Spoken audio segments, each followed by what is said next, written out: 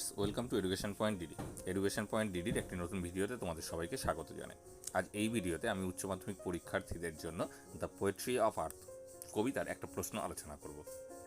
তোমরা 8টা প্রশ্ন কভার করতে পারবে একটা উত্তর দিয়েই, অর্থাৎ আমি উত্তরটাও দিয়ে দেবো, একটা উত্তর দিয়েই তোমাদের 8টা প্রশ্নের উত্তর তোমরা কিন্তু লিখতে পারবে।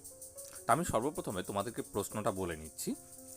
প্রশ্নটা এরকম আসতে পারে, write in brief the substance of the poem the poetry of earth. Okay, অর্থাৎ দ্য পোয়েট্রি অফ আর্থ কবিতার সারাংশটা তোমাদের লিখতে হতে পারে। অথবা একই রকম প্রশ্ন আসতে পারে, write the central idea of the poem the poetry of আর্থ, অর্থাৎ পোয়েট্রি অফ আর্থ কবিতার সেন্ট্রাল আইডিয়াটা তোমাদের লিখতে হতে পারে। উত্তর একই হবে। তারপরে অথবা হিসেবে আবার এটাও তোমরা উত্তরে লিখতে পারো, মানে এই প্রশ্নটার উত্তরও একই লিখবে তোমরা, what pictures of the two seasons does Keats draw in the poetry of earth. Okay, অর্থাৎ দুটো ঋতুর কি বর্ণনা দিয়েছেন পোয়েট্রি অফ আর্থ কবিতায় কবি কিটস। আর একটা প্রশ্ন দেখো, what picture of summer is presented in the poetry of earth. Okay, অর্থাৎ গ্রীষ্মের কি ছবি এখানে অঙ্কন করা হয়েছে পোয়েট্রি অফ আর্থ কবিতায়। How has it been carried on the picture of winter. Okay, এইবার আরেকটা কোশ্চেন দেখো, bring out the contrasting picture used in the poem the poetry of earth. Okay, আর একটা কোশ্চেন দেখো, why does Keats feel that the poetry of earth is never dead. আর একটা প্রশ্ন দেখো, what was the first stanza of the poem the poetry of earth about.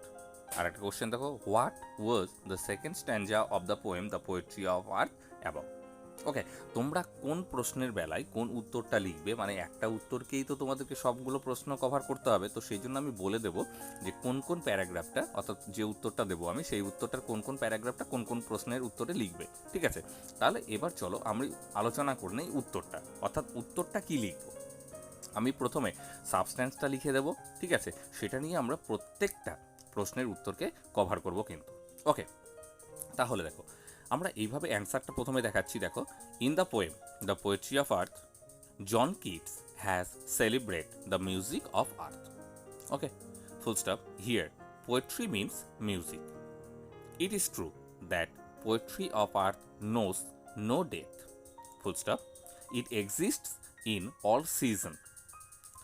The poet depicts the music of two seasons in two different stanzas. ওকে, এটা first প্যারাটা লিখবে। এবার second প্যারাতে আমরা আলোচনা করছি, এটা প্রথম প্যারাগ্রাফ এটা গেল। এবার দ্বিতীয় প্যারাটাতে আমি আবার আলোচনা করছি। দেখো, ফার্স্ট স্ট্যাঞ্জার কথাটা আলোচনা করছি। In the first stanza he depicts the season of summer. Full stop. In summer when birds stop singing out of their tiredness, but full stop দেবে, but Earth's music does not stop. Full stop. The grasshopper takes the lead. Full stop দেবে।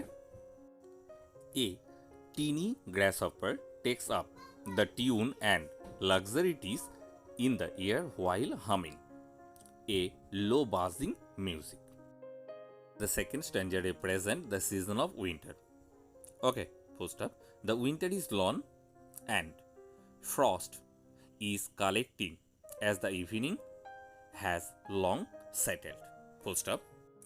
Silence prevails everywhere, yet winter has its music too. Okay, full stop. A cricket takes up a tune and keeps buzzing around the hearth to fill the void caused by the silence. Full stop. This melody gives the poet an illusory impression of summer. Okay, full stop দেবে। Thus, the poet Keats celebrates the music of earth into different stanzas. Okay, full stop দেবে। এইবার দেখো, 1 number প্রশ্নের উত্তরের জন্য তোমরা পুরো উত্তরটা লিখবে।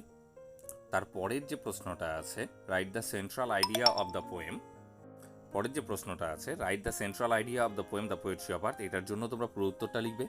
পরের যে প্রশ্নটা রয়েছে, what pictures of the two season does Keats draw in the poetry of earth, এখানে তোমরা পুরো উত্তরটা লিখবে। যদি এই প্রশ্নটা আসে, what picture of summer is presented in the poetry of earth, how has it been carried on to the pictures of winter, এখানেও তোমরা পুরো উত্তরটাই লিখবে। তারপরে যেটা রয়েছে দেখো, bring out the contrasting picture used in the poem the poetry of earth. এখানে তোমরা পুরো উত্তরটাই লিখবে। তারপর রয়েছে why does Keats feel that the poetry of earth is never dead. এখানেও তোমরা পুরো উত্তরটা লিখবে। তারপরে যে প্রশ্নটা রয়েছে, what was the first stanza of the poem the poetry of earth about. এইখানে তোমরা করবে কি, প্রথম স্ট্যাঞ্জার কথা যেহেতু বলেছে, তাহলে আমি যে উত্তরটা তোমাদের লিখালাম সেই উত্তরে প্রথম প্যারা এবং দ্বিতীয় প্যারাটা তোমরা লিখবে। তারপরে কোশ্চেনটা দেখো, what the second stanza of the poem the poetry of earth about.